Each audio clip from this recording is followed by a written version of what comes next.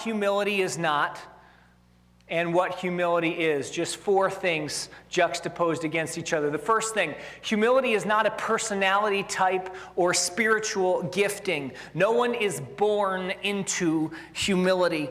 David Foster Wallace gave a speech. He's an influential author and professor, or was an influential author and professor. He gave the #1 commencement speech by Time magazine of all of the politicians, presidents, entertainers, given famous speeches for commencement at universities. You'll find that David Foster Wallace is the #1, and it's a fascinating speech called "This is Water."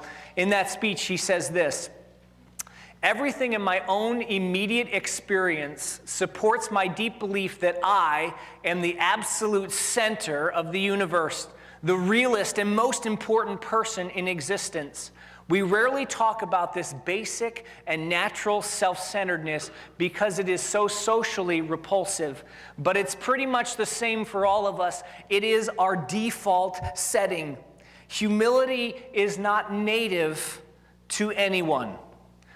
Humility is not a personality type or spiritual gifting. Humility is a countercultural way of seeing yourself and others. Not just countercultural for 21st century or for America. It is counter-human cultural to be humble. It is a view that there is one God and I don't have to be it. Humility takes time to develop because it is not a natural way of seeing ourselves and others. Secondly, humility is not a secondary virtue. In Scripture, there's a wide swath of virtues that we're given, and there are some that are more primary. Humility is one of those.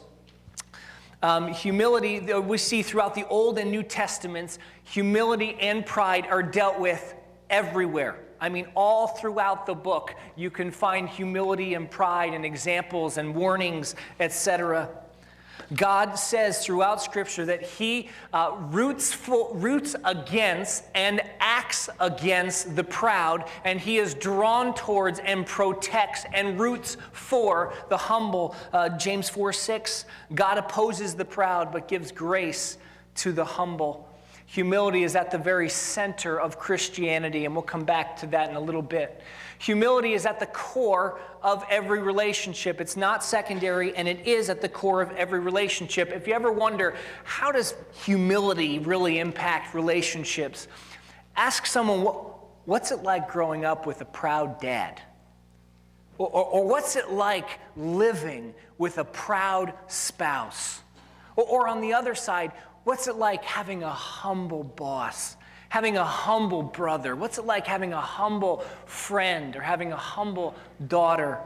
Pride and humility have tremendous impacts on our every relationship. This is nowhere more true than in our relationship with God, which we'll talk about. Third, humility is not thinking less of yourself.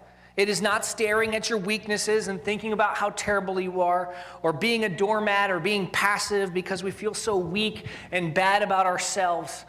In its basic form, pride is self-obsession. Pride is being all about me. Being all about how terrible I am is another way to be all about me. It's another way to self-worship, to be proud. Self-consumption is always pride, whether that's feeling good or feeling terrible about self. If that's all I'm thinking about, that is not humility. Humility is thinking about yourself less. Tim Keller writes a great book on this called The Freedom of Selfforgetfulness. 1 Corinthians 3 and 4, he looks at that passage, a great book. But humility is being less self-obsessive, less constantly evaluating and revolving around my rights and my image. Lastly, humility is not an action.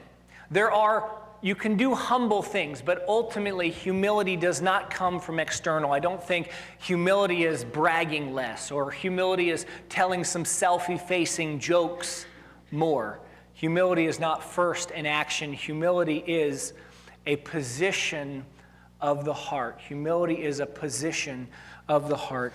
And because of that, it can be a little tougher to get, right? Humility is this incredibly important thing, but also a little bit difficult to grasp. It's easier to tell, am I being cruel to people? Or am I cheating on my taxes? It's a little harder to tell. Is my heart proud? Is my heart humble?